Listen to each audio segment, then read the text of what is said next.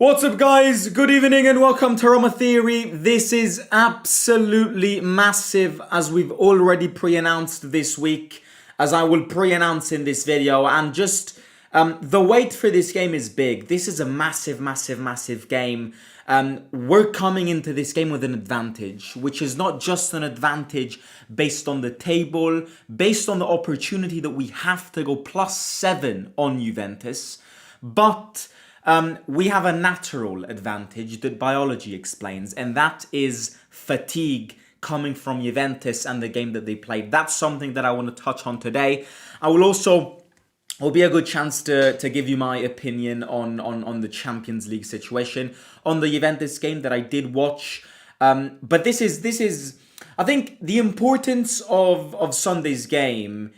Also, in my opinion, when it comes to the Europa League we had the Europa League draw today. We got Bologna. If you want to know my opinion on it, I filmed a video on it. It's not that long. You can watch it after this one. But I'm sure if you win on Sunday, you'd go in a situation that would also allow you to relax a bit more considering the Europa League. I think everything and every chance that presents itself on Sunday is massive, is absolutely massive. And you need to hit that. You need to hit Juventus like this. You need to hit Juventus like this and send them KO, because it's the chance to send Juventus dead. It's the chance to hit Juventus, hit that, what's it called? That jag on Juventus and knock them down. It really is. Because they're already depressed after that Champions League exit. You go +7 in March, boom, you're knocking them down. And what I want to do is knock them down. That's what we need to do on Sunday. That's what the goal is, hit that jag on their cheek and destroy them, because it's our chance to do it. They've done it pretty much every time there was the chance to do it in their history to us. Now it's our chance to hit it to them. And how is everybody doing first of all? It's Friday, so we'll take a little chilled one. I'd like to spend some time looking at this game, probably analyzing this game. I've got an idea about this game that I will try and analyze perfectly for you guys. If you haven't already, do hit that like button, subscribe to the channel, do everything down below. Also, I mentioned this on the fan forum. For me, whenever the European knockout stage draw comes, for me, it's the best part of the season. And I truly mean it. Like today for me, whenever that draw comes out, for me it's the final rush. It's the best moment of the season. So hit that like button, subscribe to the channel. There's gonna be some very good content coming up also when it comes to Europe. Apparently the Bologna away game is still banned because it's a national game, but it's an international dimension.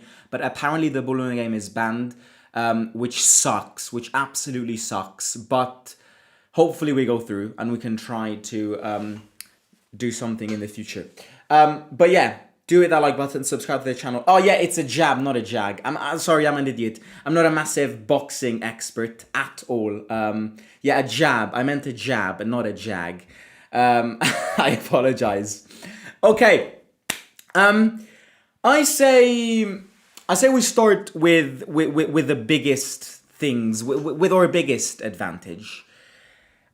Coming into this game, whether we've been good in big games this season or not, whether we've struggled in big games this season, I think there's one thing that nature puts out for this game that biology explains. Juventus played the game of their life 3 days ago, and that game of their life meant nothing. You're coming to this game with 8 days rest, 7 days rest. Like that, like it or not, optimistic or pessimistic, I don't care. That's biology. So you're coming to this game with such a physical advantage compared to them that if you don't exploit it, it will only be your fault, because Juventus are fucking knackered. I watched that game. I watched that game from minute 1 to minute 120 against Galatasaray. I watched it fully because I wanted to see if the miracle was going to happen. So I sat down and I watched that game. Juventus got out of that game physically destroyed. They played the game of their life. Adding on to this, they played a good 70 minutes when trying to chase this comeback down by one man. Like, Juventus are coming to this game against us with oxygen masks in their faces. And this is not, but I think Juventus, but I think Juventus this, but I think Juventus that. No. This is nature. This is biology. This is not sticking pictures of football players on an album and putting that album in your library. No, these are human beings. These human beings have got muscles. So you are coming to this game with such a physical advantage compared to them that if you don't exploit it properly, you are an idiot. And I will add another thing. If you don't exploit it properly, you're not worthy of Champions League football. Because this is the game that you need to win. This is the game that you need to win. You need to win. You need to win. Juventus don't have diesel in their engine. You do. You've got plenty of it.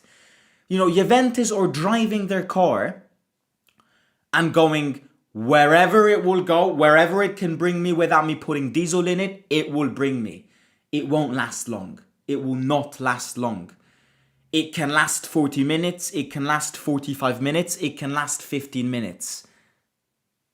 The end is where that engine doesn't go anymore. Is where you've got plenty of diesel in your car, and it's the end of this game. It's the last 40 minutes of this game which are going to be absolutely crucial. Absolutely crucial. Because Juventus, it's a matter of rhythm. Juventus will not keep your rhythm. It is biologically impossible for Juventus after the game that they've played to keep the rhythm that you're going to put into this game. So if you're smart enough, you know how to treat it. You know how to hit them, when to hit them, and how to tackle this game. Okay? So that's the first thing that I'll say, which I think is a massive advantage on our side. Going back to their game, my little thought on the Champions League teams is that very well done to Atalanta, absolutely very well done. Incredible game, incredible comeback against Borussia Dortmund, which might not be the Borussia Dortmund that we all know, but it's Borussia Dortmund, so massive respect to Atalanta. I've been saying this ever since you see their team, that Atalanta have a good team, and so I was not expecting it. Very well done to them. Inter, Inter for me massively bottled it. But the reason Inter bottled it this season in the Champions League is because they were absolutely haunted by how last season ended, going far in every competition and then losing everything. That this season they're going to go like, we don't want to make that mistake again. Let's focus on getting that league title. And then whatever happens, happens. Champions League for them has always been secondary, in my opinion. And then Juve, who I think played the best game, was very unlucky because Galatasaray stepped into that game and panicked after 2 minutes. Galatasaray played an incredibly bad game. I mean, how the fuck you bottle a 3-0 lead, one man down is beyond imagination to me. But very well done to Juventus in what they tried. And they were almost about to do it. Individual mistakes costed them the game, because that miss that Thuram had, that miss that Zagrova had, or misses that you can't miss in these games. And of course, that red card influenced them. Without that red card, I'm convinced that they would have gone through. But yeah, I mean, The thing when looking at that game, preparing for this game, is that if you've watched that game, you know that Juventus, like, to be one man down and bring the game to extra time by scoring 2 goals, one man down, you need to play your game of the game of your life. So I bring you back to the same path as we were before. It is not biologically possible, naturally possible, physically possible, chemically possible for Juventus to play this game if you dictate the rhythms. The big mistake here would be letting them dictate the rhythms of the game. No. Because if you dictate the rhythms and tell them, well, you want to win this game, you gotta counter these rhythms, they will not get past the 50-minute mark. They will play their game like this. So it is a massive advantage. It's a massive advantage, and as I said before, you need to properly nurture it. Having said this, I think one must say, one can be in a position to say, which I agree on, by the way, this is kind of a last chance for Juve, because they're out of the Coppa Italia, they're out of the Champions League, whether you liked how they performed in that game against Galatasaray, whether a miracle will close or not, they've been disappointing in the Champions League this season. They cannot, in this position, allow themselves to go down by 7 points against Roma in a top 4 race. So, in a sense, this is Juventus' last chance this season. Because if they were to bottle this game as well, it'd be pretty bad for them. It would be very bad for them. I'm not saying they'd be out of a Champions League race, but it would look very bad. So in a sense, they know that this game is the game of their life. But I think that outcome that happened against Galatasaray is the outcome that all of us would have signed for when it comes to these games. When it comes to this game, down by 1, bring the game to extra time, and even after that miracle, you end up losing. That, in that sense, you're physically destroyed and you're mentally destroyed, because you're like, I did all of that. I played the game of my life, down by 1, insane rhythms, but it was absolutely pointless. So, in a sense, you've got them hooked up in the best state possible. A state of form that sees them psychologically depressed and physically destroyed.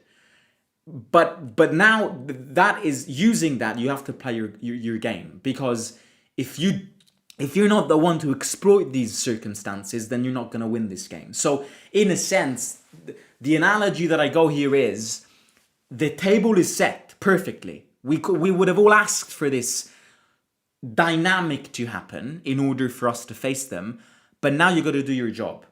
You know, it will not be enough if the table is set and, well, you don't know what to do. You know, you need to have a game plan. You need to dictate the rhythm, and then if you do that properly, you will see that the elements of the table being already set will come to your favor. Okay. I am optimistic when it comes to this game, because I'm optimistic. I am optimistic when it comes to this game. I really am. Speaking about us, we've had 1 week. We've recuperated a few players. Apparently, Dybala is back. Is not. Let's rephrase this. Is not probably back and ready to start this game, because he got back training with the group this afternoon. So I highly doubt Dybala will be part of the lineup. But Dybala will get a call up and he's on the bench. Sule is out, Ferguson is out, Dovbyk is out, and then Hermoso is out as well.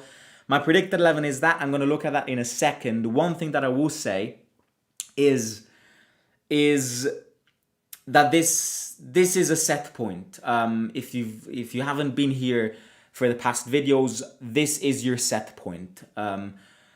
Treat it as a tennis game, best of 3. This game is the set point of your first set if you compare it to the Champions League race. If you win this game, you've won the first set. Then you gotta win another one, absolutely, but you've won the first one if you win this game. A +7 advantage into March is big, and it's not something that I would have taken for granted, absolutely. And it's something that I'm convinced that Juventus would be horrifyingly looking at if they do end up losing Sunday's game. The chance is too big. The chance is too big that either you bottle it or you either you the hang on. I just want to bring you back to something. I'm optimistic for this game in a sense that I'm not going to say we're going to win. I'm not going to say that we're going to win 100%. I do pen us as favorites. You can't not pen us as favorites. Let's be real. You cannot. Whether you believe in jinxes or not, I couldn't give a shit. You cannot not pen us favorites in this game. If you combine all the circumstances, if you analyze football as a 360-degree sport, you will never pen us as not favorites for this game. We're favorites. We're favorites. We are. Okay? We are. I'm not saying we won. I'm not saying we will win. I'm saying we're favorites going into this game. Also because we're playing at home. I don't see you losing this game unless you fuck it up. In a sense that I don't see Juventus physically again, I don't want to repeat myself, but it's just, it cannot happen. Like, it cannot happen that Juventus dictate this game and will win this with their own qualities. If you don't win this game, if you lose this game, it's because it's your fault. Because there is not going to be a dimension for me that sees Juventus dominate this game. It's not possible. It is not possible. It is not biologically possible. And that's the last time I'm going to say this, I promise. My predicted 11 for this game is this. Hermoso's out, so Ghilardi, Indica, Mancini in defense, Wesley, Kone, Pisilli and Celic, Cristante, Pellegrini and Malen.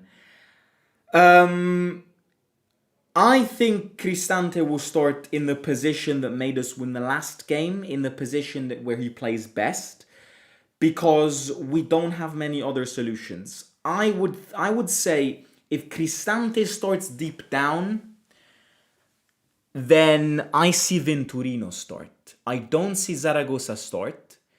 I don't see Dybala start. If Cristante doesn't play in that position and we play with this system, I think Venturino is the more favorable to play this game. So I think the lineup is going to be this. The only change that I can see is Cristante instead of Pisilli and Venturino next to Pellegrini and Malen. The reason I haven't gone with this is just the fact that Juventus have got a very physical defense and Venturino might not be ready to just get launched in from the very first minute in such an important game. This game decides a big part of your season. It really does. This game decides a big chunk of your season. And this game, the result that we achieve on Sunday, will have a domino effect when it comes to Europa League. Because if you go +7 in March, you will have... you can allow yourself to shift that focus to the Europa League a bit more. Now, this doesn't mean that if you lose or draw on Sunday, we snub the Europa League. I'm completely against this. I've always been saying this. You cannot snub this Europa League. If you snub this Europa League, you're an idiot. You will never win it. But my point here is that if you do win on Sunday, you can maybe in the future, when Europe kickstarts again, allow for some non-rotations that you would have had to do if the situation was a bit less steadier, okay, if you get my point. Speaking about Europa League, I filmed a video on this, so I'm not gonna delve too much on it. I would have rather gang, of course, but it is what it is. It is what it is. I mean, Bologna have got their own... Bologna can be dangerous. I'm not saying they can't. I'm not going to say that you're automatically through. If you would have faced Genk, I would have said, don't underestimate this, but 80% you're going to go through because you were the better team. With Bologna, I would still pen you as favourites, but it's more of a rottura dei coglioni in Italy, we say. It's a pain in the ass. It's a pain in the ass. It's a pain in the ass because I hate European derbies. In a sense, teams of the same nation coming together in Europe. I don't like it. Number two, you face Bologna, a team that we already know about and they already know about us. So it will feel like another game that will be part of the league. And the other thing that is annoying and frustrating is that Bologna's Europa League is their last anchor to save the season, because Coppa Italia, they're out. In the league, they're quite far down. So Bologna are going to treat this Europa League as their last survival kit. So I'm not scared. Absolutely. No, I'm not scared. Why would I be scared of Bologna? But it is a pain in the ass. It is a pain in the ass. Whatever happens next, it's not the time to speak about this now. We first need to eliminate Bologna to advance in Europe. But yeah, let me read a few comments. Simo, it's the biggest match of the season, brother, says proper boots. First match I will watch in the stadium since 2016, if anyone cares. Why isn't Angelino playing, or do you think he'll leave? Because Angelino won't play. Because Angelino hasn't played one game this season. He's not going to get launched in like this in such a game. And I don't even think he's ready to start. I think some people don't understand, maybe don't conceptualize the problem that Angelino's had. Angelino's had quite a serious problem, in my opinion. And as I've said many times, you can see it from the pictures that Roma posted online. Angelino weighed about 20 kilos less than what he usually looked like. So I don't know what it is. Roma haven't leaked it. And even this, the fact that Roma haven't probably leaked what Angelino had, for me suggests that Angelino's problem has been quite serious. So no, Angelino's not going to get thrown in like this in such a game. If the last game that he played was in September.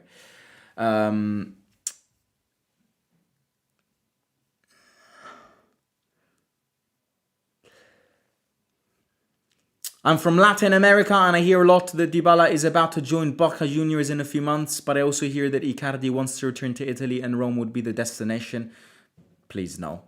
Please no, mate. No Icardi, please. I think Pizzilli should play ahead of Cristante. Pizzilli is better in attacking. Hi, mate. This might be a silly question to ask, but just wanted to know, did you study or learn English outside Italy? Just a thought. No. I just went to an English school in Italy. But I'm Italian 100%. I'm positive with Lord Malan up front, not to mention goalkeeper out of form. Kelly is playing like shit and they've been getting hit with red card crisis. They are mentally all over the place. Speaking about players, Locatelli is missing this game, and Locatelli in this last period has been phenomenal. So it's definitely another advantage that you put in our basket and bring home. Bremer is back but might not be 100% fit, is coming from an injury. Yildiz is there, but again, he's also coming from a little injury against Como that he picked up against Como. Locatelli's out because he's suspended. Di Gregorio's having... realistically speaking, you need to win this game. I know I always say this, but you need to win this game. The advantage is too important. You need to win this game. If we win this game on Sunday, we will all look at ourselves and have a massive smile on our faces. Because... it's a set point, and who out there, whether it's Nadal, Federer, Novak, Alcaraz or Sinner, who wants to not take advantage of winning the first set in a tennis game? You need to do it. You need to do it. You need to absolutely do it.